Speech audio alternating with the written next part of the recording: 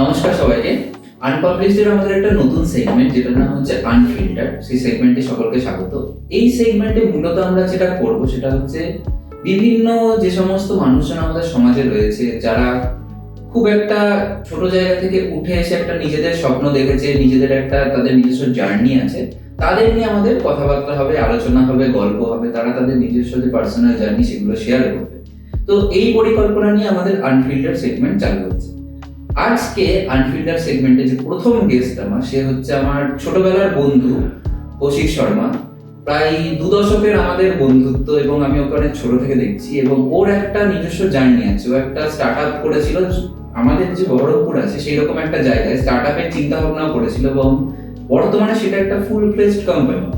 তো আজকে সেই জার্নিটা নিয়ে কথা বলবো এবং আমরা যে সমস্ত ফেজগুলো দেখে এসেছি, যে কি হয়েছে না হয়েছে ছোট থেকে পড়াশোনা থেকে শুরু করে নিজেদের প্রফেশনাল জার্নি, পুরোটাই আমরা আজকে আপনাদের সাথে শেয়ার করবো, যাতে আপনারাও সেখান থেকে কিছু ইনফরমেশন পান এবং ইন্সপিরেশন পান। তো আজকে কথা শুরু হচ্ছে আমাদের সেই আনফিল্টার্ড সেগমেন্টে। তো সেই ডাউট এবং সবকিছু নিয়েই মাস্টার্সের জার্নি শুরু। নতুন কলেজে নতুনভাবে এন্ট্রি করা হয় এবং তখন আমার রুমমেট এবং ব্যাচমেট আমার সাথে পড়ছে, সেটা হচ্ছে ছোটন দত্ত। তো তাকে সাথে নিয়ে আমরা ডিসাইড করলাম যে আমি আর ও তাহলে একটা রুম দেখবো কলকাতাতে নিয়ার কলেজ, এটা ওয়াকিং ডিস্টেন্স হবে কলেজ থেকে। তো সেখানে রুম নিয়ে সেখানে স্টে করা, একদম নতুন জায়গা, যেটা আমার লাইফে তো আমি আমার বাড়ির বাইরে আমি যাইনি সেই হিসাবে, থাকাতে দূরের কথা এইভাবে। বাট ওখানে হবে শুরু করা, সেই রুমে খাওয়া, নিজে নিজে রান্না করা, খেয়ে তারপরে একসাথে আবার সব কিছু ক্লোজ আপ করে তারপরে টেস্ট করে তারপরে তো কলেজে ক্লাস। এবং সেই মুহূর্তে মাথার মধ্যে আছে যে হ্যাঁ, এত টাকা একটা লোনের ব্যাপার আছে, পড়ছি, যদি কিছু না হয়। সেই সাথে সাথে আমি দিচ্ছি হচ্ছে গিয়ে বিভিন্ন ব্যাংকিং এক্সাম, গভর্নমেন্ট পুলিশের এক্সাম, মানে সিআইডি কিছু কিছু অ্যাপ্লিকেশন ফর্ম বেরিয়েছিল, যেগুলোতে মানে এলিজিবিলিটি ক্রাইটেরিয়া ছিল যে এমসিএ। তো এমসিএ ক্যান্ডিডেট যারা হচ্ছে গিয়ে পড়ছে, রানিং আছে বা পাস আউট, দুজনেই ক্যান অ্যাপ্লাই। তো আমি তার জন্য অ্যাপ্লাই জন্য সেই ফর্মগুলো ফিল আপ করছিলাম, যদি একটা হয়ে যায় তাহলে এমসিএ যদি আমাকে ড্রপ করতে হয়, ড্রপ করেও বেরিয়ে যাবো, এরকম একটা মাথায় থট চলছিল। কেন কি আমি হ্যাঁ, ছোট থেকে ডেফিনেটলি এটা সত্যি কথা কি আমি খুব যে গুড স্টুডেন্ট এবং একদম খুবই পড়তে ভালোবাসি এরকম স্টুডেন্ট আমি নই। আমি খেলাধুলার মধ্যে দিয়ে কাটিয়েছি ম্যাক্সিমাম টাইম, তার মধ্যে পড়াশোনা যেটা হয়েছে সেটা হয়েছে। তো তারপরে আমার ডিসাইড করলাম তো মাস্টার্স করছি। এবং এটা একটা পয়েন্ট অফ ভিউতে আমার মাথায় এসেছিল কি না, আমি যেটা পড়ছি আমি ঠিকভাবে পড়বো। এবং জানি না কিভাবে ফার্স্ট সেমিস্টারের পর থেকে টোটাল আমার এডুকেশনের নিজের পড়ার যে ওভারঅল স্ট্রাকচার বা আমার পড়ার যে গোছানোর যে ওভারঅল সিলেবাস, সব কিছু নিজে নিজে ডিসাইড করেছিলাম। এবং সেই হিসাবে নিজের নোটস নিজে রেডি করে, হ্যাঁ, আমার মাস্টার্সে কোনো টিউশন ছিল না, আমি নিজে পড়েছি। আর বাকি ছিল হচ্ছে ইউটিউবের ভিডিও, সেটা দিয়ে ম্যাথস বোঝা এবং সেটাকে সর্টেড করে তারপর কাজ, পুরো কাজটা এই বিষয়টা এভাবে চলছিল, মানে কলেজের ক্লাস আর হচ্ছে ম্যাথস, বাড়িতে এসে প্র্যাকটিস। তো এই করে total MCA second semester complete. এবং তখন আমার মাথাতে ভাবছি আমি যে আমি কি করছি, মানে এরপরে কি করবো। সারাদিন বাড়িতে না এই ফার্স্ট্রেশনের মধ্যেই দিয়ে যেত ম্যাক্সিমাম টাইম। এবার সেই টাইমটাই করে জাস্ট তুই মনে কর, সেই টাইমটা করে তোর ওখানে জব সেটেলমেন্ট হয়েছিল, দিল্লিতে তুই জব করছিস, ওয়েল সেটেলড ওখানটা করে সংবাদ প্রতিদিনে আছিস এবং তুই তোর ডেফিনেটলি তোর একটা লাইফ ওখানে লিড করছিস। বাট আমি পড়ছি ওখানটা করে, মাথার মধ্যে চলছে। আশেপাশে আর আশেপাশে তো আমার যে বন্ধুরা যারা আছে তারা তো আলাদা লেভেলে ছিল, ঠিক আছে। এর মধ্যে সেই মানে প্রোগ্রেসিভ মাইন্ডসেট ছিল অন্যরকম, যে হ্যাঁ এই করবো। আমার তো একটা বন্ধু যে হলদিয়া থেকে আপ ডাউন করতো শনিবার, সে গাড়ি নিয়ে চলে আসছে আমাদের বারুইপুরে, মানে সোনারপুরে চলে আসছে, আর সোনারপুর থেকে গাড়ি চালিয়ে চলে যাচ্ছে হলদিয়া। ওর এটা একটা এক্সপিরিয়েন্স, একটা লাইফের একটা হেভি মজা ছিল যে আমি আপ ডাউন করছি, মজা লাগছে আমার। তো এইভাবেই চলতো পুরো ব্যাপারটা। আর হ্যাঁ, বাট ওই আমাদের ওই মানে ওই ডেজ গুলো যেগুলো হচ্ছে আনফরগেটেবল, মানে ওগুলো বলা যাবে না। মানে ওই যে দিনগুলো কাটিয়েছি আমি রুমের মধ্যে, ওই যে যারা প্রতিটা পার্সন যারা ছিল, তারা প্রতিটা মানুষ আমার কাছে মানে খুবই ইম্পর্টেন্ট এখনো, মানে ডেফিনেটলি থাকবেও তারা।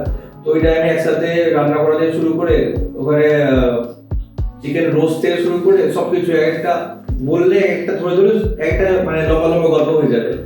তো এই সব কিছু মিলিয়ে ছিল সুন্দর বিষয়। জার্নিটা সবার কাছেই মোটামুটি একটা আনফরগেটেবল এক্সপিরিয়েন্স হ্যাঁ হয়ে থাকে। মানে এবার আমার কাছে বিশেষ করে এই জন্য কেন কি আমার স্কুল লাইফে সেরকম কোনো আমার মানে এক্সপিরিয়েন্স বা পার্ট নাই। আমার গ্র্যাজুয়েশনের সময় তো হ্যাঁ ডেফিনেটলি গ্র্যাজুয়েশনটা ইম্পর্টেন্ট পার্ট ছিল, কিন্তু তার থেকেও বেশি ইম্পর্টেন্ট আমার কাছে মাস্টার্স। তো সেই হিসেবে আমার কাছে মাস্টার্সটা বেশি মেমোরেবল। তো আর এই করতে করতে আমাদের জার্নি তখন থার্ড সেমিস্টার, তখন আমাদের শুরু হচ্ছে থার্ড সেমিস্টার সময়তে যে আমার এই মুহূর্তে বিজনেস পার্টনার জয়জ্যোতি সরকার এবং মমিতা চ্যাটার্জি, তো তাদের মাথাতে বেসিক্যালি আসে বিষয়টা যে আমরা একটা নতুন স্টার্ট করব, এরকম একটা ব্যাপার আছে, তো আমরা এরকম সার্ভিস প্রোভাইড করতে পারি।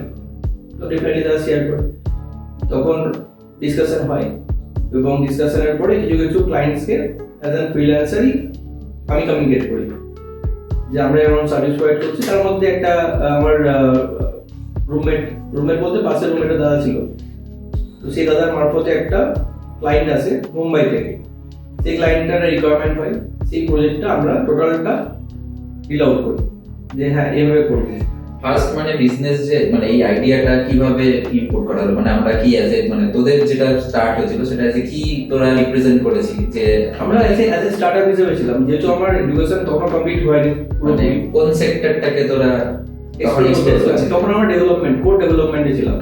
ঠিক আছে, কোর ডেভেলপমেন্টে ছিলাম এবং অ্যাজ এন ডেভেলপার হিসেবে জয়জ্যোতি মমিতা ডেফিনেটলি ওরাই ছিল এবং ওদেরই থট আছে এটা। এবং আমাকে একদিকে ফোন করে বলে যে আমি এরকম একটা লোগো ডিসাইড করেছি, ফার্মের নাম ওয়েবারটেক, তো এরকম বিষয় আমরা তাহলে এটার উপর যাবো।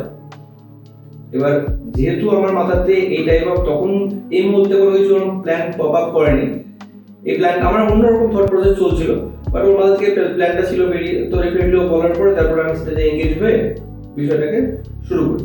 আর ঠিক আছে চলো, একটা দুটো কাজ করছি। আমার মনে হয় ফার্স্ট আমি আমার ফোর্থ সেমিস্টার না ফিফথ সেমিস্টারের মোস্ট প্রবাবলি আমি কলেজ সিটে অর্গানাইজার কিনতে গেছি। তার আগে একটা প্রজেক্ট কমপ্লিট হয়েছিল, রাজস্থানের প্রজেক্ট ছিল ওটা। সেই প্রজেক্টটা কমপ্লিট হওয়ার পরে সেই ক্লায়েন্টটা পেমেন্ট দিতে এসেছিল, পেমেন্টটা রিসিভ করেছিল জয়জ্যোতি এবং পেমেন্টটা ছিল মোস্ট প্রবাবলি হয়তো 6500 এর। সে দিয়েছিল সমস্ত 100 রুপিসের একটা নোট দিয়েছিল, বান্ডেল দিয়েছিল 6500 টাকা। এবং ওটা পাওয়ার পরে আমাকে সঙ্গে সঙ্গে কল করে কৌশিক আমাদের ফার্স্ট কাজের পেমেন্ট আমি রিসিভ করেছি, এটা পেমেন্ট আমি পেয়েছি, এই পেমেন্টটা। ওইটা যে কি মোমেন্ট ছিল, মানে মনে হলো যে আমি নিজের কিছু তার এবার করতে মানে এটা আমরা করছি, আমরা একটা ঠিকঠাক লাইনে এগোচ্ছি সেটা ধরেছিলাম। কিন্তু হ্যাঁ এবার এই ডাউটফুলের জায়গাটা তিনজনের মাথাতেই ছিল, মানে তিনজনের মাথাতে বলতে গেলে আমি খুব ডাউটফুল যদিও ছিলাম না, ওরা যেন ছিলই। মানে এই টাইমে এই যখন পেমেন্টটা এবার তখন মনে হলো যে এবার সত্যি আমরা কিছু একটা শুরু করেছি, যেটা আমাদের হ্যাঁ শুরু করেছিল, তো ডেফিনেটলি হচ্ছে একটা ব্যাপার। কিন্তু এই পেমেন্ট যা কিছু হলো, এবার সেটার পরের ফেজ যেটা আছে যেটাকে কন্টিনিউ করা, তার কারণটা হচ্ছে একটা প্রাইভেট কলেজে পড়ার পরে একটা হিউজ অ্যামাউন্ট এক্সপেন্স করার পরে প্রতিটা ফ্যামিলিতে একটা থট প্রসেস থাকে যে এবার আমার ছেলেটা ভালো চাকরি করবে বা আমার মেয়েটা ভালো চাকরি করবে। এবার ওরা যেহেতু আমার থেকে আগে 1 বছর আগে পাস আউট ছিল, আমার তো যেহেতু লাস্ট সেমিস্টার যখন চলছিল রানি, তো সেই মুহূর্তে এবার আমি তখন ভেবেছিলাম যে আমি এটাতেই যাবো। এবং তখন আমাদের ইন্টারভিউ চলছিল এবং অ্যাজ অ্যান অ্যান্ড্রয়েড ডেভেলপার আমাকে ঢাকুরিয়ার একটা কলেজ একটা কোম্পানি সিলেক্টও করেছিল। এবং সিলেক্ট করার পরে মানে 3 রাউন্ড বা 2 রাউন্ড ক্লিয়ার করার পরে থার্ড রাউন্ডে তখন ডিসকাশন হচ্ছিল, তখন আমি বলে দিয়েছিলাম যে আমাদের একটা এরকম ফ্রিল্যান্সিং আমাদের টিম আছে, যেটা দিয়ে আমরা মাল্টিপল ক্লায়েন্টস ডিল আউট করি এবং তাকে প্রজেক্ট ডেলিভার করি। তো ওরা তখন কন্ডিশন দিয়েছিল যে না, you have to choose one, either তুমি এখানে জয়েন করার আগে আমাকে একটা রিটার্ন লিখে দিতে হবে যে তুমি এরকম কোনো কাজে ফার্দার টাইম আর ইনভলভ থাকবে না, এবং ইনভলভ থাকলে এই হতে পারে তাদের টার্মস অ্যান্ড নর্মস আছে সেটা তারা বলে দিচ্ছে। তো আমি তখন বললাম যে না, আমি যেটা করছি আমি সেটার উপরে ঠিক আছে, আমি এইভাবে এগ্রি করতে পারবো না। কেন কি আমার তখন অলরেডি মোটামুটি 5-6টা মোটামুটি ক্লায়েন্ট আমার হয়ে গেছে যারা আমার উপর ট্রাস্ট করে, ঠিক আছে। এবং কমিউনিকেশন যদি আমি করতাম তো সেই পারপাসে তাদের ওভারঅল যা কিছু হতো সেটা আমাকে ডিল আউট করতে হতো, তো সেই পারপাসে জিনিসটা সর্টেড ছিল। আমি সেটা রিলিজ করে স্কিপ আউট করে বেরিয়ে আসি এবং তারপর আমাদের জার্নি শুরু হয়। এবং জার্নি শুরু বলতে গেলে কি, যখন আমাদের ডিসাইড করলাম যে কলকাতা তো একটা অলরেডি একটা এগিয়ে যাওয়া শহর, আমাদের বহরমপুর আমার হোম টাউন, যেখানে আমার লোকেরা আমাকে চেনে, এবং সেই জায়গাটা না মানে যেখানে বিজনেস আছে তাদের কাছে হয়তো প্রপার রিসোর্স নাই। তো সেই জায়গা থেকে আমরা বললাম যে ঠিক আছে, এবং ডিজিটাল মার্কেটিংটা যেহেতু মানে আমার একটা দাদা, তার থেকে আমি মানে বিষয়টা আর কি জেনেছিলাম আর কি। আমার যে রুমমেট ছিল, মানে আমার লাস্ট পিজিতে আমারই রুমে পাঁচ রুমে থাকতো আর কি, ঠিক আছে। তো তাহাদা তার নাম, ঠিক আছে। তো তাহাদার থেকে আমি এটা জেনেছিলাম যে ডিজিটাল মার্কেটিং কি এবং কি বিষয় অল।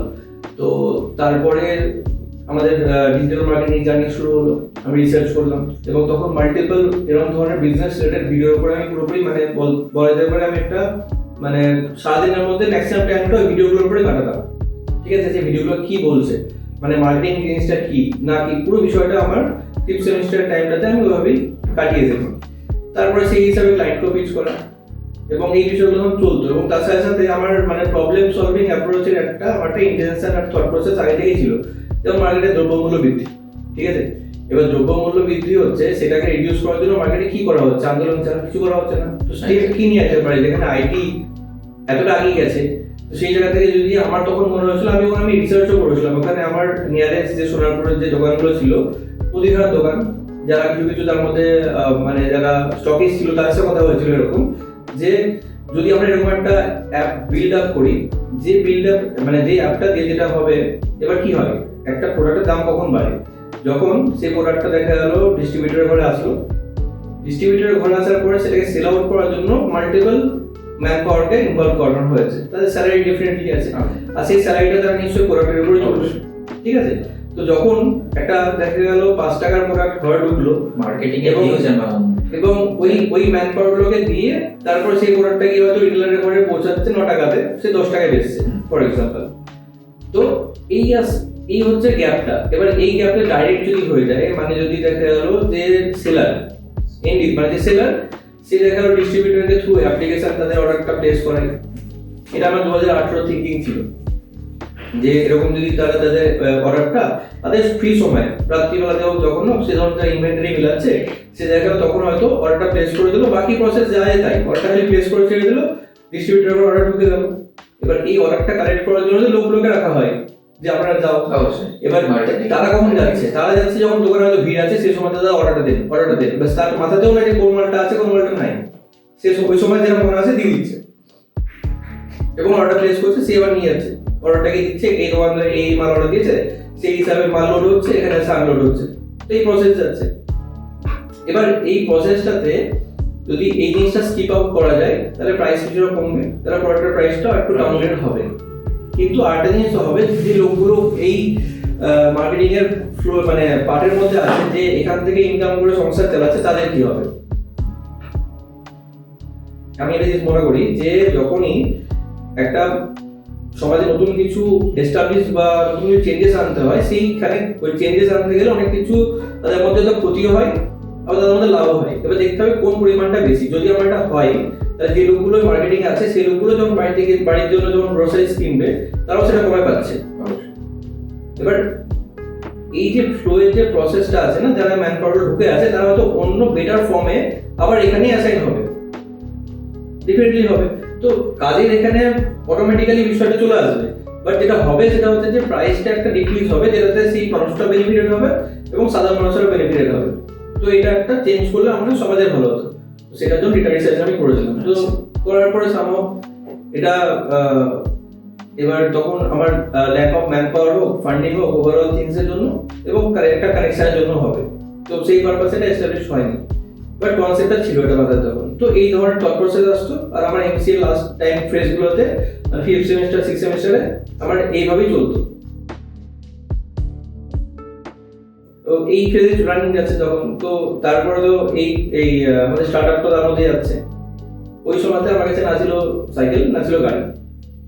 আমার টিমমেট যে আছে জয়দ্যুতি, সে আর আমি পায়ে হেঁটে, ঠিক আছে, বহরমপুর এবং বহরমপুর সারাউন্ডিং এ মাল্টিপল জায়গায় ভিজিট করতাম, কথা বলতাম, দিয়ে আবার ব্যাক আসতাম প্রেজেন্টেশন দেখিয়ে। কোনো অফিস বা কোনো আলাদা কিছু লাক্সারিয়াস থিংস কিছু নাই। ল্যাপটপও আছে একটা, যেটা ওর কাছে আছে, আমার কাছেও নাই। তো এই ফ্লোতে আমাদের বিজনেস শুরু হয়। তো এই ফ্লো চলতে চলতে এবং ডিজিটাল মার্কেটিং কি, ওয়েবসাইট ডেভেলপমেন্ট কি, পুরো বিষয়টাকে বোঝানো হয়। এবং আমাদের মানে আমরা বোঝাতাম এমনটাই চ্যালেঞ্জ নিয়ে যে আমরা এই ডেভেলপমেন্ট করে দেবো, একটা টাকা দিতে হবে না, খালি এগ্রিমেন্ট আপনি সাইন করবেন, যখন আপনি ওয়েবসাইটে দেখে নেবেন এবং আপনি স্যাটিসফাইড থাকবেন তখনই আমার পেমেন্টটা করবেন, ঠিক আছে। তো এইভাবে চলতাম এবং আমার মনে হয় যে খুব ভালো করে আমাদের এই যে যতই ওয়েবসাইট হয় সেগুলো তো আমাদের সার্ভার প্রয়োজন হয়, যে সার্ভারটা দিয়ে ধরুন এটা রান করানো হচ্ছে, তো সেই সার্ভারটা আমরা কিনেছিলাম আমাদের % ডিপোজিট দিয়ে। আমি আমার মাস্টার্সের % ডিপোজিট আমি তুলেছি, দিয়েছি, ওরা তুলেছে, দিয়েছে, টোটালটা করে একটা সার্ভার সেট আপ রেডি করে পারচেজ করা হয়েছিল এবং সেই সার্ভার থেকে মাল্টিপল সি প্যানেল ক্রিয়েট করে আমাদের প্রজেক্টগুলোকেও ডেলিভার করতাম। তো এই ওয়েতে this is how hour journey started. তো এইভাবে জার্নি শুরু হয়েছে এবং তারপরে ডে বাই ডে প্রতিটা আপস অ্যান্ড ডাউনস যেতে যেতে 6টা বছর চলে গেছে, 7 বছর 7th ইয়ার রানিং। হ্যাঁ, এবং এই 7th ইয়ার রানিংসে এই মুহূর্তে মাল্টিপল বিজনেসে কাজ করছি এবং তাদেরকে সার্ভিস প্রোভাইড করছি, তাদের ডেভেলপমেন্ট আর সফটওয়্যার প্রতিটা পার্টি আছি।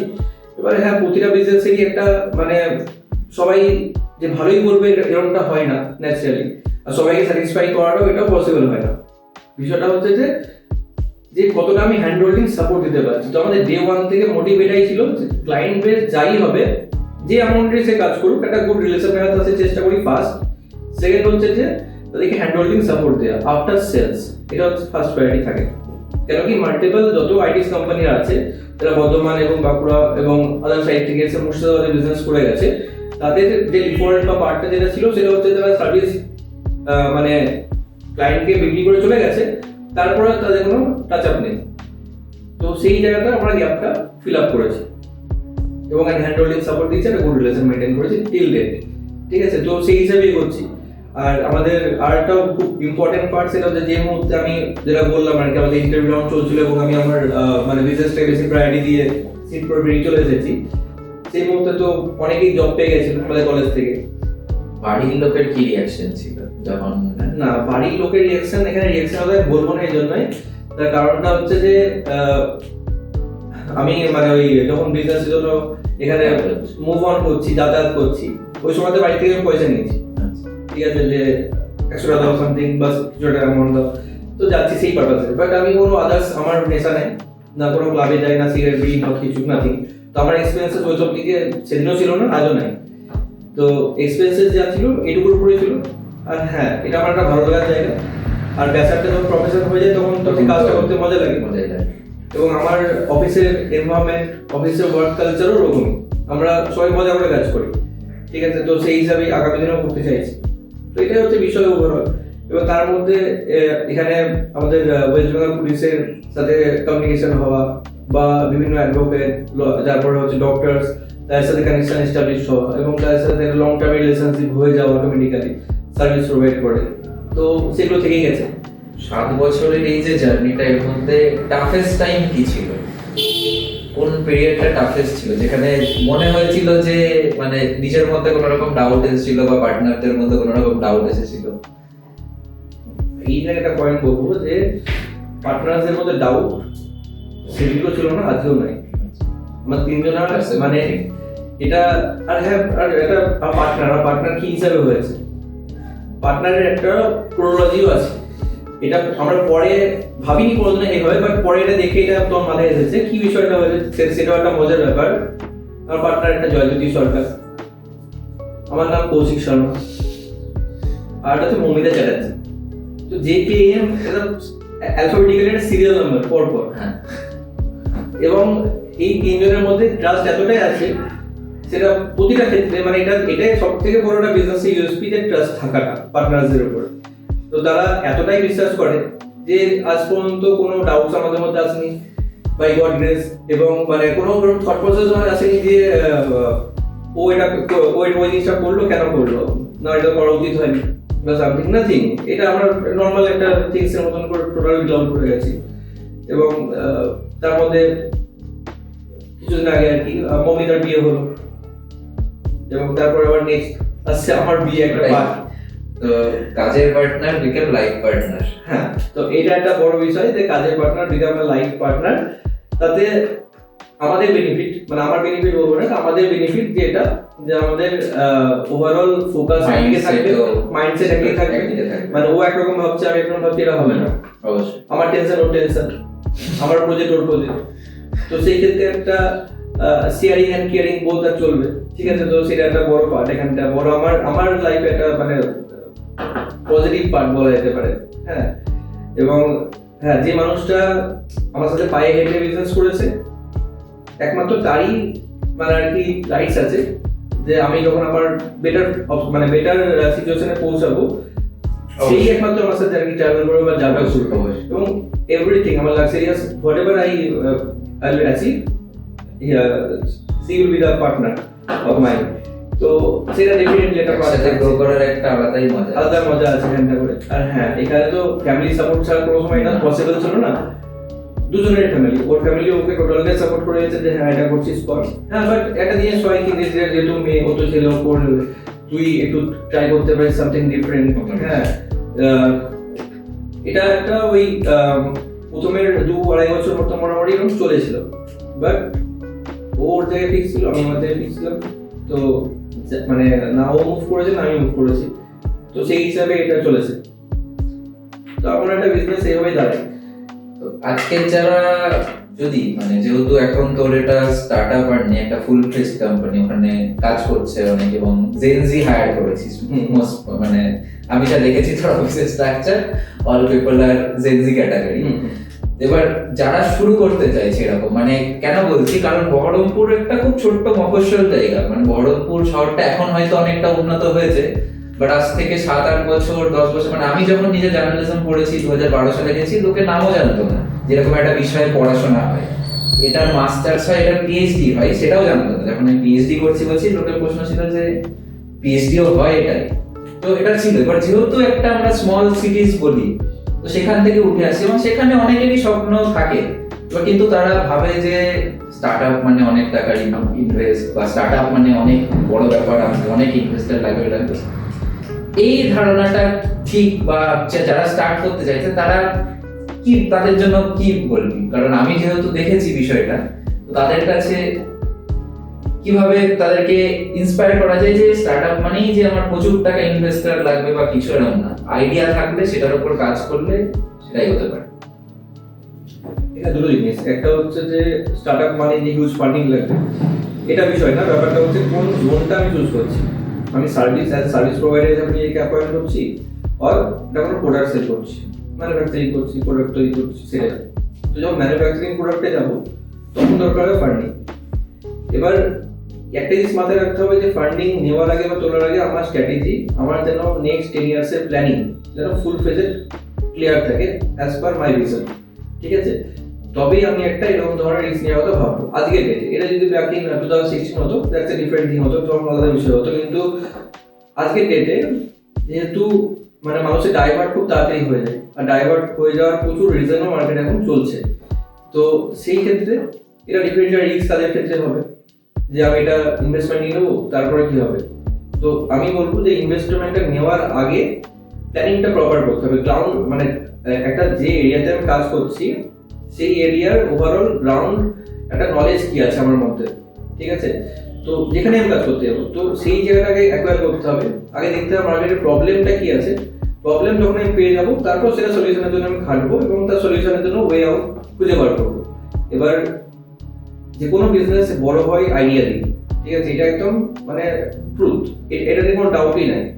কিন্তু এই আইডিয়াটা দেখতে হবে যেন প্রফিট না হয়, আর 5 টাকা করে নিতে না, ফুচকাওয়ালা 5 টাকা ফুচকাওয়ালা করে দেবো, হবে না, ঠিক আছে। এখানটা করে ক্লিয়ার রাখতে হবে যে আমারটা ডিফারেন্ট হবে, কিন্তু আমি একটা ডিফারেন্ট ওয়েতে জিনিসটা প্রেজেন্ট করে বিষয়টাকে সেল করবো। এবার সেটা সার্ভিসের দিকে যদি হয়, তাহলে সেই সার্ভিসের প্রতি তোমার একটা আলাদা ডেপথ, একটা ইনভেস্টমেন্ট করতে হবে। কোথায়? নলেজের উপর ইনভেস্টমেন্ট করতে হবে। সার্ভিস যদি প্রোভাইড করতে হয় তাহলে আমাকে নলেজটাকে গেইন করতে হবে, এটা হবে আমার ইনভেস্টমেন্ট। তার জন্য আমাকে 2 বছর 3 বছর 4 বছর লাগুক, আমি সেটা দিতে হবে, তার জন্য না দিলে হবে না। কারণ তোমার নলেজের বেসিসেই আর তোমার সামনে জন্য যে সার্ভিস নিচ্ছে সে ওয়েট করে বসাতে, হ্যাঁ আমি তো জানি না, ওই ব্যক্তিরা জানে, তো ওই ব্যক্তিকে ফোন করলে বা জিজ্ঞাসা করলে বা ওর থেকে আমি আলোচনা করলে এইটা সলিউশন আমি পেয়ে যাবো। তো সেটার জন্য নিজে কেপেবল হতে হবে। এবার সেটা ডিফারেন্ট ওয়ে আছে, তুমি কি করে নলেজটাকে গেইন করবে। আর হ্যাঁ, আর একটা বিষয় যেটা হচ্ছে যে মার্কেটে এখন মানে অল্প একটু জেনেই ব্যাপারটাকে ভেবে নিচ্ছে যে আমি সব জেনে গেছি, এটাও কিন্তু খুব বাজে দিক। যখন কোনো কিছু কেউ শেখাচ্ছে বা কারোর কাছে কিছু শিখছো, তখন তাদের ফুল মনোযোগ সহকারে এবং উইথ দ্য পারমিশন তার সাথে আলোচনা করে বিষয়টাকে নেক্সট লেভেল তুমি যদি মনে করো আমি অন্যভাবে নিয়ে যেতে পারি এটাকে, বা আমি ডিফারেন্ট কিছু করতে চাইছি এটাকে নিয়ে, সেটা যেতেই পারো, বাট সেটা ডিসকাশন করে তাহলে তুমি বুঝতে পারবে যে তোমার এখানে গেলে আদৌ সেটা ভুল হবে কি ঠিক হবে। এবার যদি তুমি বুঝো যে যাকে আমি জিজ্ঞাসা করবো সেই পার্সনটাই নেগেটিভ, তাহলে সেটা তোমার decision, it's up to you. But যদি মনে হয় যে সেই পার্সনটা সত্যি মানে ওই ধরনের না, অ্যাটলিস্ট আমাকে অ্যাজ এ সিনিয়র অথবা অ্যাজ এ গাইডার হিসেবে গাইড করতে পারে, যেহেতু আমার আগে সেই বিজনেসে আছে, তাহলে তার সাথে কনসাল্ট করা অবশ্যই উচিত, এটা আমার মনে হয়। ঠিক আছে, তার কারণটা হচ্ছে যে একটা জিনিস দেখে মনে হয় যে খুবই ইজি পার্ট, যে কোনো বিষয় না, ডিজিটাল মার্কেটিং কি আছে, এটা ফেসবুকে পোস্ট করবো, সোশ্যাল মিডিয়া পোস্ট করবো, একটা অ্যাড চালাবো, বিজনেস হয়ে যাবে, এভাবে চলে যায়। কিন্তু অ্যাকচুয়ালি তো সেটা হয় না। তো সেটা কিভাবে হয় সেটা যেন আমরা শিখতে হবে এবং জানতে হবে। এবার digital marketing as an course এমবিএতে আজকে ডেটে ইন্ট্রোডিউস করে দিয়েছে। ক্যানভা আজকে ডেটে এমবিএতে অ্যাজ এ পার্ট হিসাবে তাদেরকে মানে ট্রেনিং মেটেরিয়াল হিসেবে তাদের শেখাচ্ছে।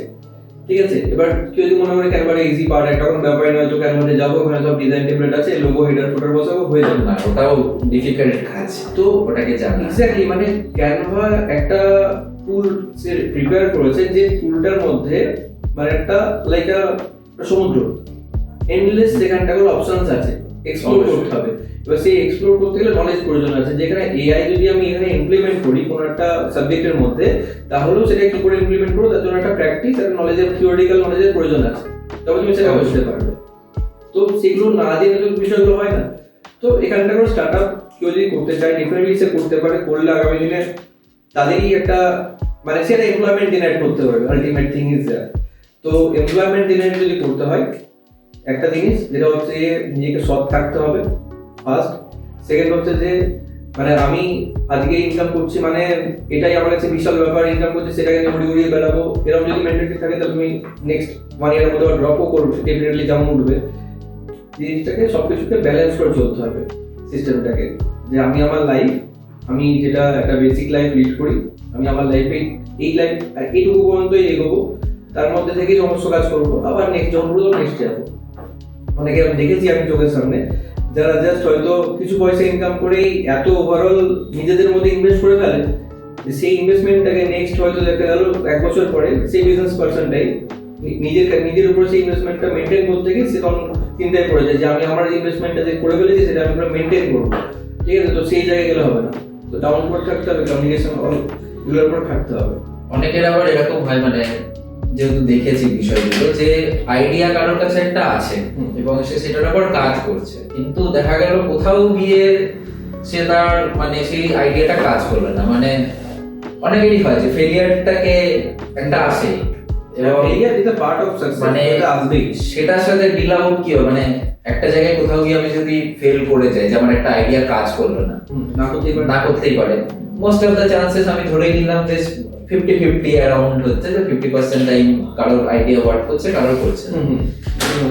সেই যে ছেলেটি যখন সেই জায়গাটায় আটকে যাচ্ছে, তাহলে সেখান থেকে তার পরিকল্পনা বা চিন্তা ভাবনা কিরকম আছে? কারণ আমরা দেখেছি মানে খুব তাড়াতাড়ি গিভ আপ করে যাওয়া, মানে একটা সলিউশন বেছে নিয়েছে এখনকার জেনারেশন, যে ঠিক আছে হলো না তো সেটার উপর ছেড়ে দিলাম বা কিছু। তো এই ফেলিয়ারটাকে তারা কিভাবে ডিল করবে?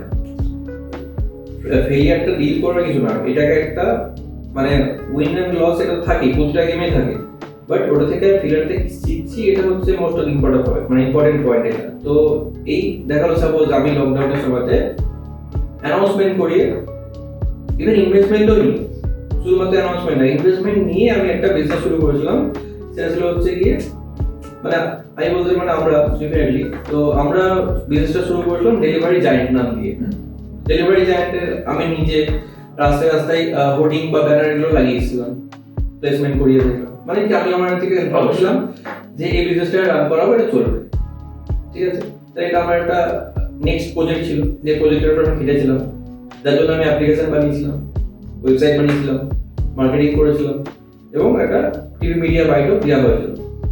কিন্তু আমি যখন এটা স্টার্ট করে রেডি করবো সেই মানে মোমেন্টটাতে এবার দুটো জিনিস, একটা হচ্ছে মেট্রোপলিটন সিটিতে এই ধরনের সার্ভিসগুলোর অ্যাকসেপ্টেন্স অনেক অনেক বেশি, whereas আমাদের মতন এই স্মল সিটি টাউনে যেগুলো হয় সেগুলো হচ্ছে যে লোকের হাতের পাশে সামনে বাজার থাকে, হাতের সামনে এটা থাকে, ও ঠিক আছে, হয়তো কর্পোরেট তো নাই ফার্স্ট অফ অল যে সকাল 10টার সময় অফিস বেরিয়ে যেতে হবে, তো এনাফ লোকের যে টাইম তারা এগিয়ে গিয়ে কাজ করে চলে আসছে। বাট আমার মাথায় ছিল যে লকডাউনের সময় এই সিচুয়েশন হয়েছে, বাড়িতে লোকে বেড়াতে পারছে না, তাহলে আমি যদি এটা করি, সেখানটা করে যদি কারোর একটা ফাইলও ভুলে যায় সেটাও আমি ডেলিভার করে আসবো থ্রু আওয়ার অ্যাপ্লিকেশন, এটা ভেবে নামিয়েছিলাম। তারপর যখন দেখলাম যে লকডাউনটা আস্তে আস্তে আবার নর্মালাইজ হয়ে যাচ্ছে, লোকজন আবার বেরোতে শুরু করছে,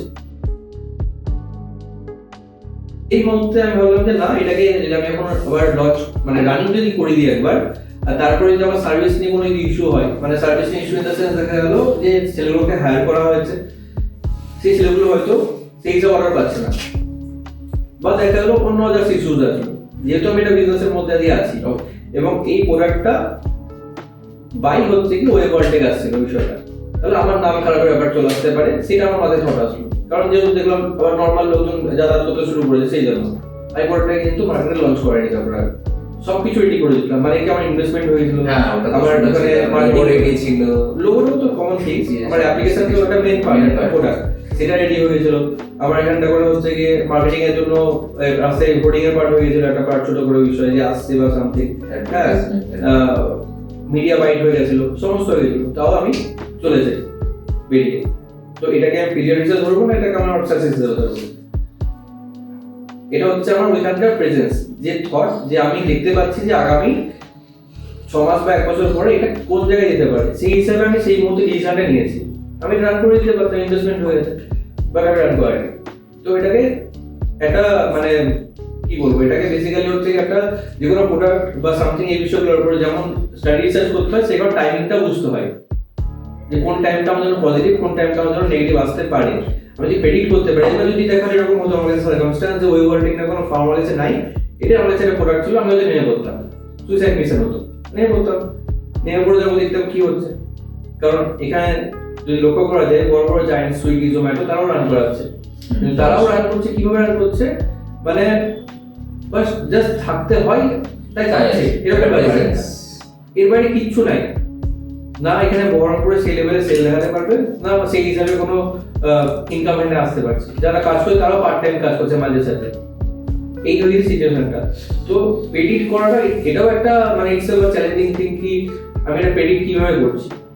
তো আমার প্রেডিকশন তোমার এটা ছিল, সেইভাবে হচ্ছে বেশি চলে এসেছে আমাদের বিজনেস এর পার্সপেক্টিভের এই দিকটা, মানে যেহেতু তুই দেখেছিস আমি ওই জন্যই জিজ্ঞাসা করলাম। তবে আমি বাকি যারা প্রফেশনাল, যারা চাকরি বাকরিতে আছে বা যারা আমাদের ওই ফিল্ডটা যেহেতু আমি এক্সপ্লোর করেছি, সেই ক্ষেত্রেও এরকম প্রচুর আসে মুহূর্ত যখন আমার মনে হয় যে আমি একটা পুরো প্ল্যানিং করেছি এবং সেখানে গিয়ে দাঁড়িয়ে সেই প্ল্যানিংটা চলছে হঠাৎ করে ড্রপ করে গেল।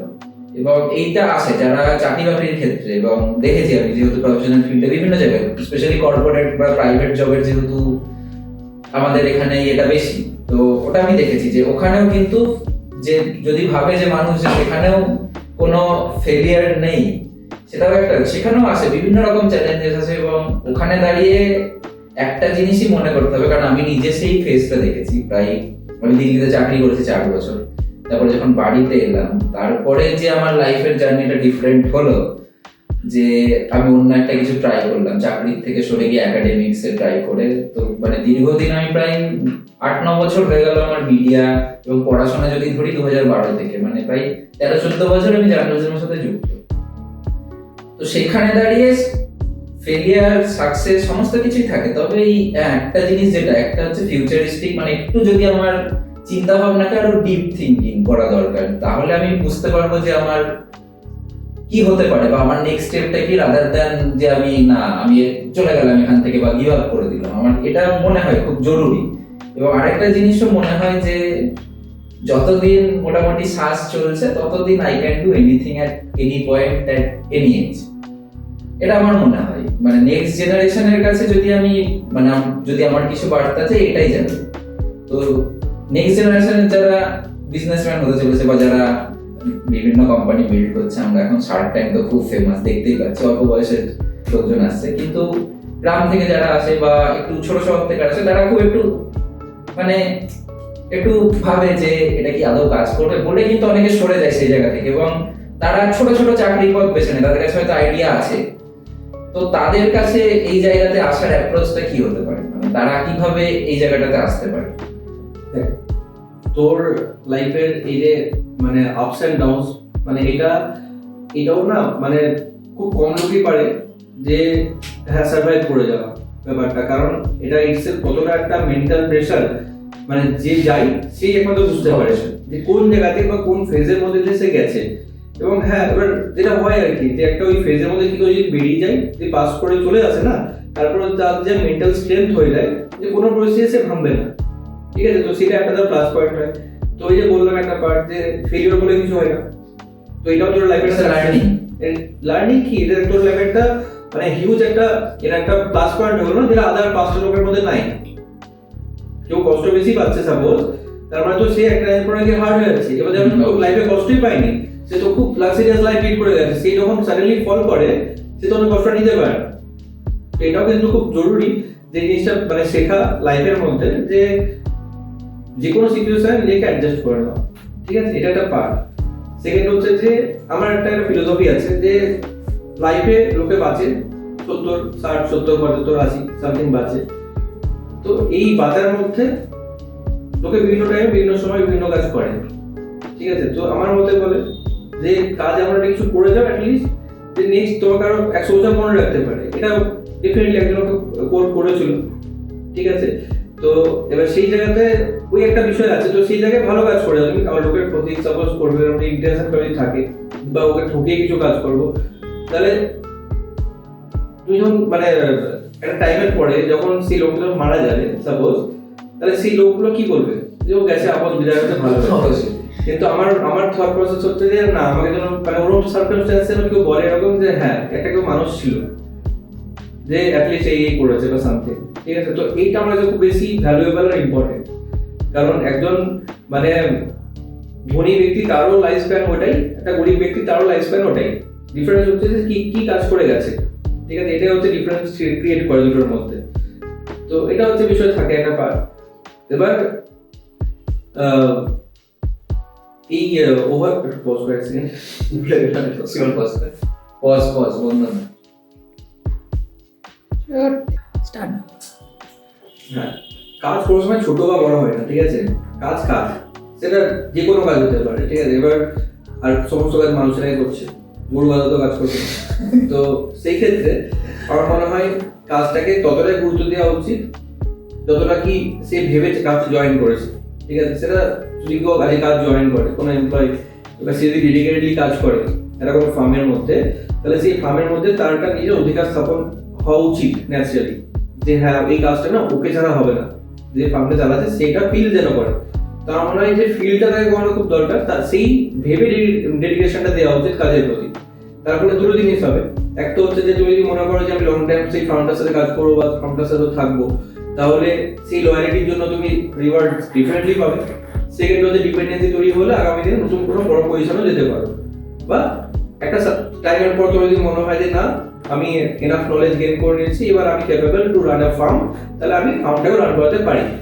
ঠিক আছে, তো এই দুটো জিনিস হতে পারে। তো এখানটা করে যে জব নিয়ে যে ইনসিকিউরিটি বা জব নিয়ে আমি এটা করবো কি করবো না সেই যে ভাবাটা, লোকে কি করে না কাজ হতে জানে না, কিন্তু ফার্মে ঢুকে ভাবে যে না না আমার এটা করা উচিত ছিল না, আমার এই পার্টটা এখান থেকে নিজে শুরু করে দেওয়া উচিত ছিল। ঠিক আছে, সেই জিনিসটা ভাবতে গিয়ে তার প্রেজেন্টটাকেও সে ওয়েস্ট করে, ফিউচারটাকেও ওয়েস্ট করে। তো আমার মনে হয় প্রেজেন্টে থাকা ভালো, রাদার দ্যান কি আমি পরে কি করবো সেটা নিয়ে বেশি ভাবা। হ্যাঁ, তার জন্য প্ল্যানিং করতে পারো, বাট তুমি প্রেজেন্টে বসে ফিউচার ভেবে মানে এই জিনিসটাকে পুরো ঘেটে না দেওয়াটা উচিত আমার মনে হয়। তো যারা নতুন জব খুঁজছে বা নতুন কিছু শুরু করছে তাদেরকে এই জিনিসটাই বলার কি প্ল্যানিং ইজ ইম্পর্টেন্ট। তো তুমি জবে জয়েন করো তোমার প্ল্যানিংটা মানে খুব ইম্পর্টেন্ট, কি রাখছো প্ল্যানিংটা সেটা ভেবে জয়েন করা, যে আমি এখানে 6 বছর যদি জয়েন করি 6 বছর আমি ফুল ডেডিকেশন দেবো, তারপর ডিসাইড করবো কি আমি নেক্সট কোথায় যাবো। নাকি জাস্ট জয়েন করে 1 মাসের মধ্যেই ভাবা যে না এটা সুইচ করলে ভালো হতো, এখানে খুব কাজের চাপ এরা হবে না, এটা থাকা যাবে না, তাহলে তুমি তো প্রেশার নিতেই পারছো না। তাহলে ফার্ম যদি তৈরি করো, এটা ফার্ম তৈরি করলে দায়িত্ব কতগুলো দায়িত্ব, নিজের ফার্মের রেন্ট যারা অফিসে কাজ করে তাদের প্রতি মাসের এক্সাক্ট ডট ডেটে স্যালারি, প্লাস তার থেকেও বড় রেসপন্সিবিলিটি হচ্ছে লোকের একটা কাজের দায়িত্ব যে আমি এই লোকটার এই কাজটা নিচ্ছি এবং সেটা উইদিন টাইম আমি এটা সাকসেসফুল ডেলিভার করবো। ঠিক আছে, তো যদি তুমি রেসপন্সিবিলিটি না নিতে পারো তাহলে তুমি কোনো নিজের বিজনেস শুরু করার কথা না ভাবাটাই উচিত, কারণ এখান থেকে রেসপন্সিবিলিটি খুব বড় কিছু ম্যাটার করে। কারণ বললো না, মানে আমি যদি কোনো কাজের ক্ষেত্রেও যাই, মানে আমি যদি দেখি যে কাজটা আমি নিচ্ছি I have to complete it, মানে আমি যদি সেটা রেসপন্সিবিলিটি নিই আমাকে অবশ্যই নিতে হবে, না হলে তো আমার কোনো লায়াবিলিটি থাকছে না যে আমার নিজের প্রতি, কাজের প্রতি, কোম্পানির প্রতি, কিছুর প্রতি। হ্যাঁ, আর একটা পার্ট এটা সবাইকে এটা মাথার মধ্যে ঢুকে নেওয়া উচিত কি কথার দাম। ঠিক আছে, যেটা আদি ডেটে মানে আমরা দেখছি যে মাল্টিপল জায়গা থেকে যেটা দেখছি যে হ্যাঁ মানুষের একটা কথা যেটা বলছে, এবার সেই কথার হয়তো সে সঠিক মানে সময়ে সেটাকে ইমপ্লিমেন্ট বা সামথিং সেটাকে করতে পারছে না। ঠিক আছে, তো কথার দাম রাখা খুব দরকারি জিনিস। তো আমি যেটা বলবো সেটা ভেবে বলবো, টাইম নিয়ে বলবো, বাট যেটা বলবো সেটা আমি করবো। অ্যাপ্রোচটা এরকম থাকা উচিত প্রতিটা মানুষের, যেটা আমার মনে হয়। এই জিনিসটা করলে অ্যাটলিস্ট সমাজটা শুধরাবে, আর একটা জেনারেশন এটা শুরু করলে আগামী জেনারেশন অটোমেটিক্যালি সেটা অ্যাডাপ্ট করবে। এই চেঞ্জ সার্কেলে ওভারঅল প্রোগ্রেসটা আমাদের সোসাইটিরই হবে, তো বেনিফিট ডেফিনেটলি পাবে, যেটা আদার্স বাইরের কান্ট্রিরা পাচ্ছে। তারা টাইম ম্যানেজমেন্ট হোক বা পুরো বিষয়টা, আমি যদি বলি ওকে এই টাইমে আসবো, তাকে আমি সেই টাইমে গিয়ে মিট আপ করছি। তো টাইমের গুরুত্ব বোঝাটা খুব ইম্পর্টেন্ট এখানটা করে, যে একটা কাজ দিলাম চলছে এরকম না, আমি যখন দিয়েছি এই টাইমের মধ্যে সেটা করে তোমার দিতে হবে।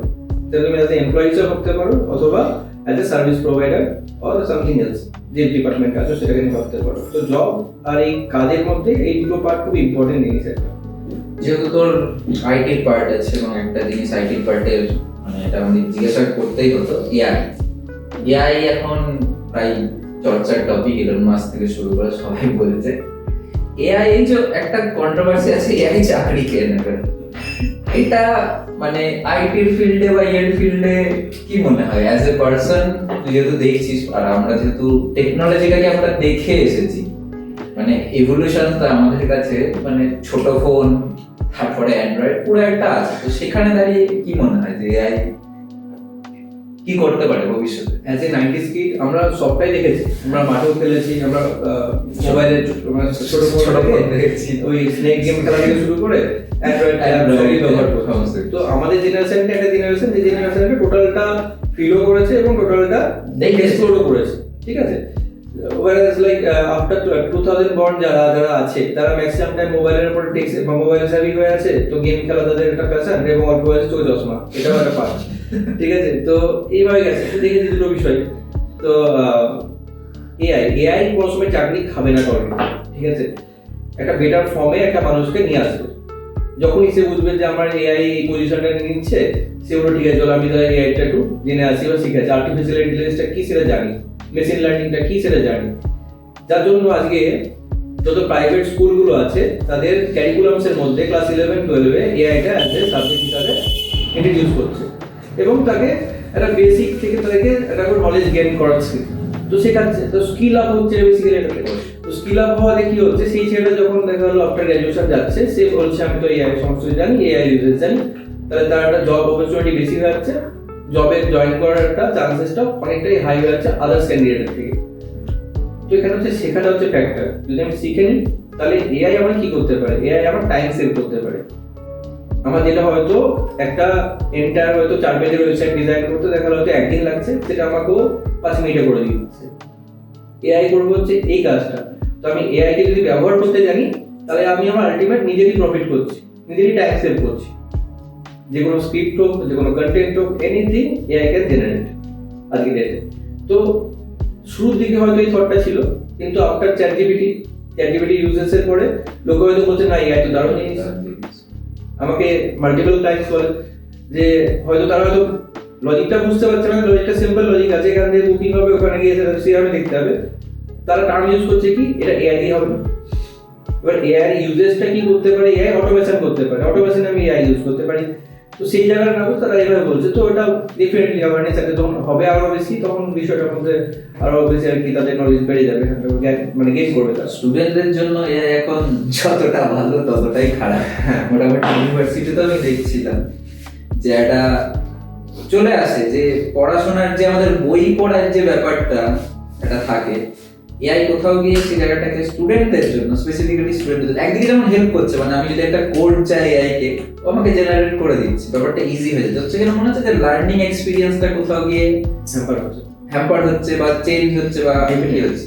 সেটা ডেফিনেটলি হচ্ছে। তার কারণটা হচ্ছে যে মানুষের এখানে চিন্তা শক্তিটা ইম্পর্টেন্ট। অবশ্যই যে আমি একটা জিনিস ভাবছি, একটা লজিক নিয়ে আমি ভাবছি, অনেকক্ষণ ব্রেন খাটাচ্ছি, এটা এইভাবে করলে কেমন হবে, এটা এইভাবে করলে কেমন হবে, তারপরে দেখা গেলো লজিক আমি ইমপ্লিমেন্ট করছি আমার মাথা থেকে বার করে। তার মানে কি হচ্ছে, আমি আমার মাথাটাকে খাটাচ্ছি, খাটানো মানে হচ্ছে আমার মাথার ব্রেনের প্রোগ্রেস হচ্ছে, বাট আমি কগনিটিভ এবিলিটি বাড়ছে।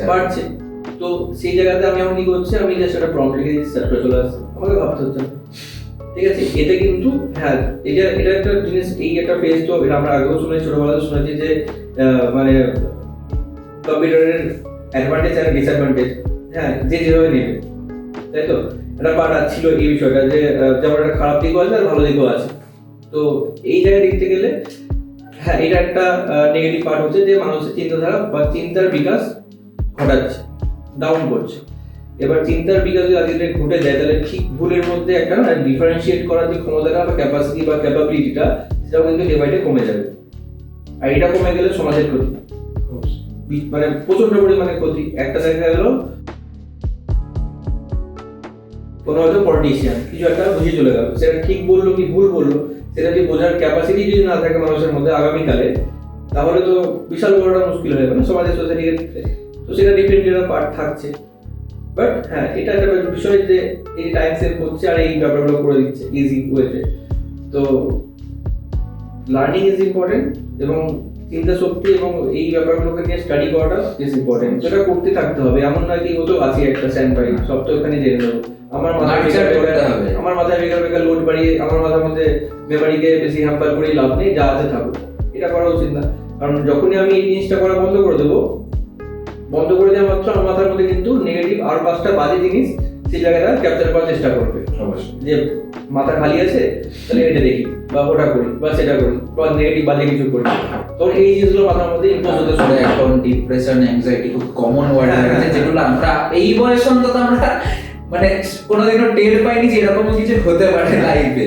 আমরা আমাদের গ্র্যাজুয়েশন বা মাস্টার্স আমাদের যদি খুব বেশি মনে হয়েছে যে না আমি কি করছি, কেন আমরা বসে ডিসকাস, আমার গ্র্যাজুয়েশনের পরে কি করব জানি না, নৌকায় বসে পর করছি, চা খাচ্ছি, মুড়ি খাচ্ছি, ডিসকাস করছি। অ্যাট লিস্ট মানে আজকে ডেটে যেটা খুব ফ্রিকোয়েন্টলি শোনা যায় যে ছেলে আত্মহত্যা করলো, সুসাইড করলো, এই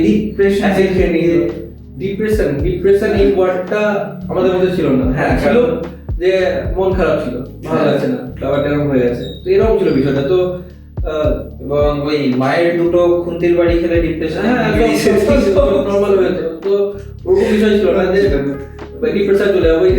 যে কিছুদিন আগে এই একটা ব্যাপার হলো যে ফ্যামিলিদের ইস্যু হলো, 22টা ঘুমের ওষুধ খেয়ে নিল, ঠিক আছে, এই ব্যাপারগুলো তো ডেফিনেটলি না, এই জিনিসগুলো তো হতো না। আর আরেকটা জিনিস, হ্যাঁ যে পার্সোনাল লাইফ না পার্সোনালি রাখা উচিত আমার মনে হয়। অবশ্যই প্রফেশনাল, এই পার্সোনাল লাইফটাই যখনই সোশ্যালাইজ করে দেওয়া হয়, তখন একটা মনের মধ্যে থাকে যে আমি আরো কি করব, সেটা করলে লোক আরো বেশি আমার প্রতি ইন্টারেস্টেড হবে, কোয়ারিজ আসবে, হ্যাঁ লাইক কমেন্ট শেয়ার হবে। তাহলে আমার প্রশ্ন হচ্ছে, লাইক কমেন্ট শেয়ার তোমার যদি প্রচুর হয়ে যায়, তাহলে তুমি ফ্লাইট টিকিট ফ্রিতে পাচ্ছ না, না কোনো এক্সট্রা বেনিফিট পাচ্ছ। একটা কি ওই মাইন্ডে একটা ফিল আসছে, একটা গুড ফিলিংস আসছে যে হ্যাঁ একটা কিছু আমি অ্যাচিভ করেছি বা ভালো লাগছে, কমেন্টটা দেখে খুব ভালো লাগছে, এগুলো একটা it's a part of life. But এটাকে যদি আমার প্রায়োরিটিকে একদম মানে মেন ফেজে দিয়ে রেখে দিই আমি, যে এটা ছাড়া আমি কিছু নাই, এটার উপরেই আমার সব যেতে হবে, তাহলে তুমি লাইফ নিজে ডিস্ট্রয় করবে। কম্পারিজন চলে আসে সোশ্যাল মিডিয়াতে, ফটো দেখে এই সমস্ত জিনিস। এবং যারা বাই প্রফেশন করছে তারা ঠিক আছে, ডিফারেন্ট থিং, তাহলে ওটা একটা কন্টেন্ট তৈরি করছে, সেই হিসাবে নিয়ে যাচ্ছে। কিন্তু ওই আমি সারাদিন কি করছি ওভারঅল দেখানো, আর প্রতিটা মুহূর্ত আমি যেখানে যাচ্ছি সেটা শেয়ার করতে চলে যাচ্ছে, ওটা প্ল্যাটফর্ম, এটাকে মাথায় ঢোকাতে হবে, একটা থার্ড পার্টি প্ল্যাটফর্ম, এটা ইন্ডিয়ান নয়, বাইরের প্রোডাক্ট, ঠিক আছে।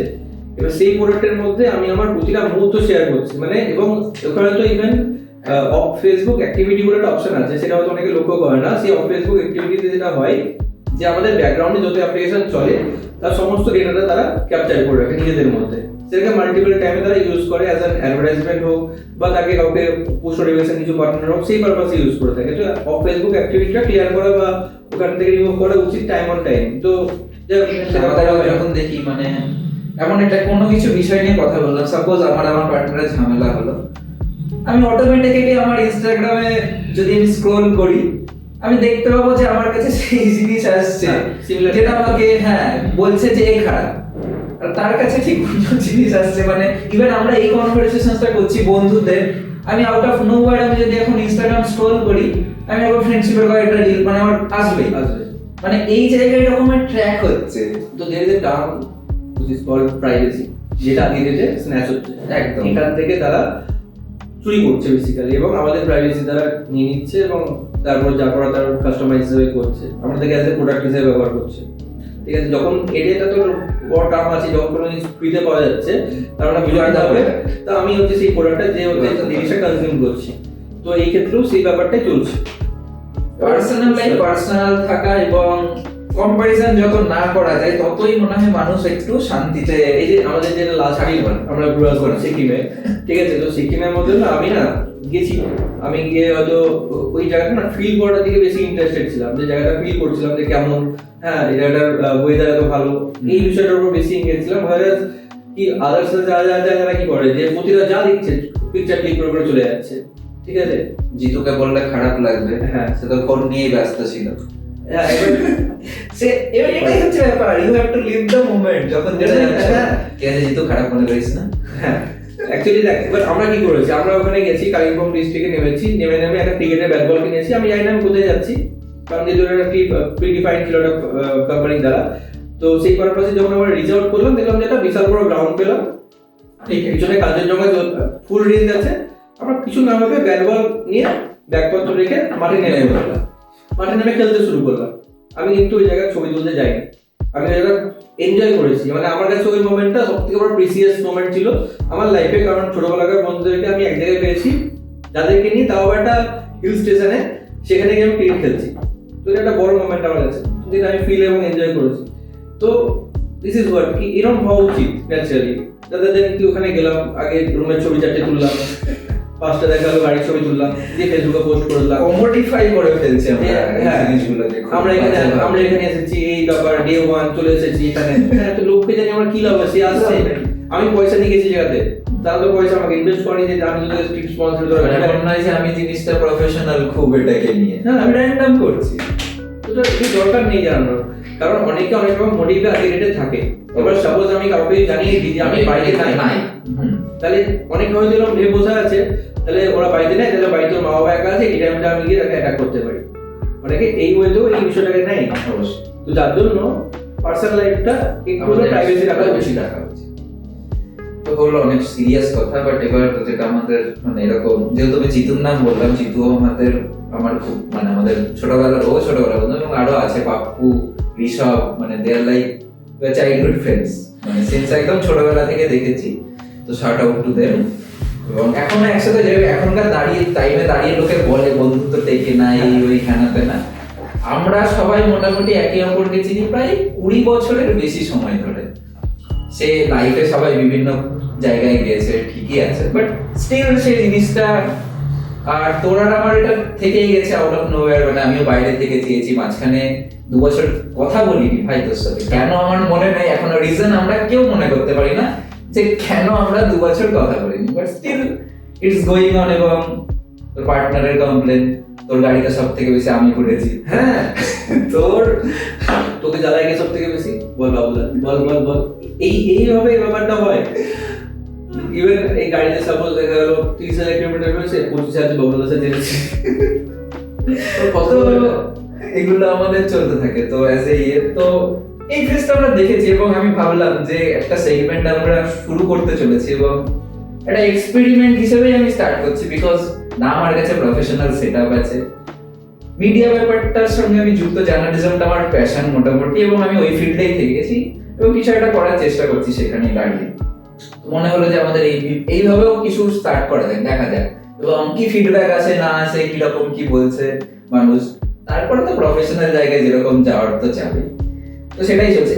এবার একটা লাস্ট যেটা দিয়ে আমি শেষ করব সেটা হচ্ছে যে আজ থেকে মানে আমাদের বয়স প্রায় 30+ দুজনেরই। তো এই যে আমাদের যে ছোটবেলার যে মানে যারা যে 20 বছরের আগের আমি, সে যদি আমার সামনে থাকতো, মানে আমরা যদি ধরি যে মাধ্যমিক বা এই টাইমের ফেজে যদি সেই ছেলেটা আমার কাছে থাকতো, সেই ভার্সনটা, তাকে আমি কি বলতাম আজকের দিনে দাঁড়িয়ে, যে তাকে কি বলা যেতে পারতো, যে what will be the message দাঁড়িয়ে।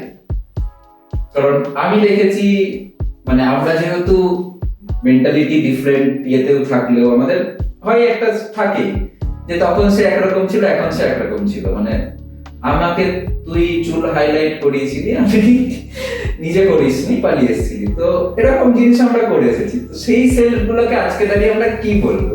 এই যে একটা জিনিস তোকে আমি বললাম না, যে যে কোনো কিছু শুরু করার আগে মানে ফিউচার প্রেডিক্ট করা খুব ইম্পর্টেন্ট। ঠিক আছে, যে বিজনেস যেমন এই যে সবাই যে পডকাস্ট করছে, এবার এই পডকাস্টের পিছনে বা এই ধরনের পিছনে কি, যে একটা যে ক্যামেরা ফ্রেমের মধ্যে আসা এবং কমিউনিকেশন আমাদের একটা আলোচনা, একটা কমিউনিকেশন এস্টাবলিশ করা, যে মানুষকে how good we are talking, মানে কি বলতে কমিউনিকেট করছি এই বিষয়গুলো ডিসকাস করা। যার ফলে কি দেখা গেল অ্যাজ এ জার্নালিস্ট আগামী দিনে দেখা গেল কোনো যদি প্রপার ওয়েতে আমরা এটাকে ভাবা হয় বা সেট আপ করা হয়, তাহলে সেগুলো আরো ইজিয়ার হবে।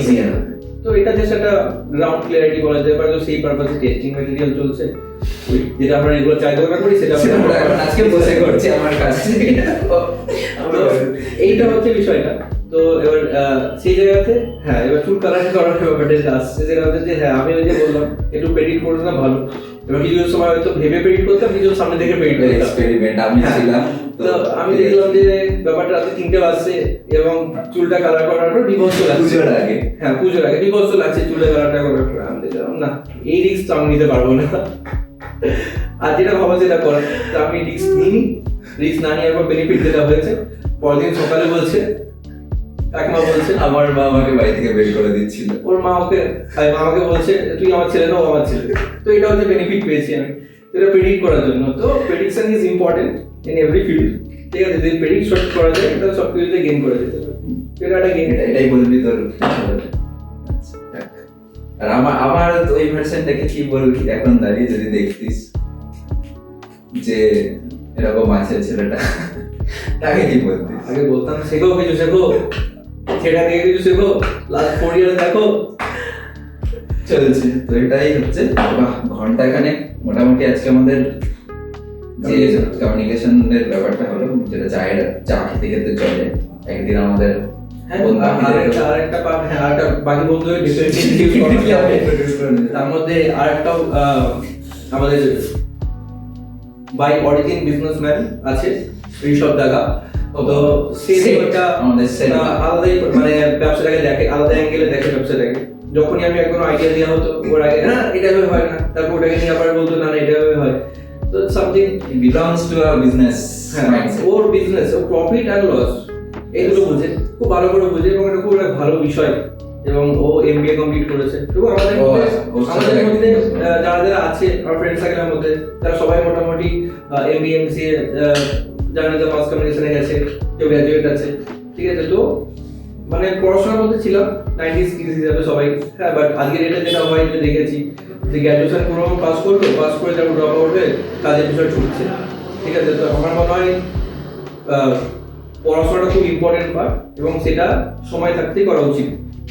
তার কারণটা হচ্ছে যে এই লার্নিংটা ইজ ভেরি ইম্পর্টেন্ট। পেটে যদি পিছু থাকে তাহলে যে কোনো সময় যে কোনো কাজ শুরু করে সেটা শেষ করা যেতে পারে এবং কাজ করা যেতে পারে। তোর নলেজ যদি না থাকে, যদি মনে করো যে আজকে আমার গার্লফ্রেন্ড হয়ে গেছে, আমি গ্র্যাজুয়েট হয়ে গেছি, এবার আমার জব করতে হবে, বিয়ে করতে হবে, তাহলে আমার মনে হয় এটা সঠিক নয়।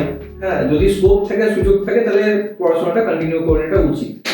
আর আজকের ডেটে অ্যাটলিস্ট মাস্টার্স তো করাই উচিত। তার কারণটা গ্র্যাজুয়েট হিসাবে আজকের ডেটে মানে যেহেতু যেই লেভেলে কম্পিটিশন বেড়ে গেছে, আর এমনিতেও আমাদের সমাজ ব্যবস্থা আর রাজ্যের এডুকেশন সিস্টেমের সিচুয়েশন, তো সেই জায়গা থেকে যতটা ম্যাক্সিমাইজ করা যায় নিজের এডুকেশনটা, সেটাই বেটার অপশন আমার মনে হয়। আজকে আনফিল্টার্ড এর মানে আমরা একটা এক্সপেরিমেন্টাল, মানে আজকে আমাদের একটা ইয়ে ছিল, পেজে আমরা যাব, অবশ্যই যাব আপনাদের ফিডব্যাক নিয়ে এবং সমস্ত কিছু নিয়ে আমরা এটাকে দেখবো আরো প্রফেশনাল। ভবিষ্যতে এরকম তো থাকবেই যারা একদম পোর জায়গা থেকে উঠে এসেছে, প্লাস আমাদের এখানকার আমার শহরের বহরমপুরে কিছু কিছু মানুষ আছে যারা যারা এরকম পরিস্থিতি দেখেছে এবং তাদের কাছ থেকেও অনেক কিছু জানা যাবে, সেক্ষেত্রে আমি চেষ্টা করবো আমি তাদের সাথেও এইভাবে একটা আলোচনা আনার।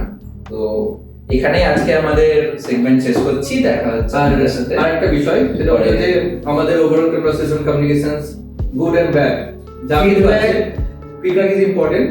তো ফিডব্যাকটা অবশ্যই দেবেন আমাদের। সেখানে ক্রিটিসিজম থাকলেও কোনো আমাদের ইয়ে নেই, অবশ্যই সেটা আমাদের দরকার যে কি ভালো করতে পারি কি না করতে পারি। প্রফেশনাল সেরূপে আমরা এখনো যাইনি, একটা জাস্ট আমরা এক্সপেরিমেন্টালি করছি, দেখবো অবশ্যই আর যদি যদি নতুন কোনো টপিক যদি মনে হয় যে যে আলোচনা করা উচিত কারোকে নিয়ে এসে এখানকার, অবশ্যই সোসাইটি হোক বা পলিটিক্যাল কোনো কোনো পলিটিক্যাল অ্যাঙ্গেল হোক, সোশ্যাল হোক বা নলেজ বেসে আমরা ডাক্তার, লয়ার, পলিটিশিয়ান, হ্যাঁ সমস্ত ইভেন আমাদের যে Businessman, আমরা রেগুলার যে ধর মেডিসিন কনজিউম করছি, তাই হতে গ্যাসের অম্বলের ওষুধ খেয়ে নেওয়া হচ্ছে, সেগুলো সেগুলো মানে ইয়ে হতে পারে। ইমপ্যাক্ট করতে পারে, সেখানে ডিসকাশন করা যেতে পারে। অবশ্যই। ঠিক আছে। তো তো আপনারা সাজেশনস দিন, ডেফিনেটলি আমরা চেষ্টা করবো সেরকম ইয়ে আনার।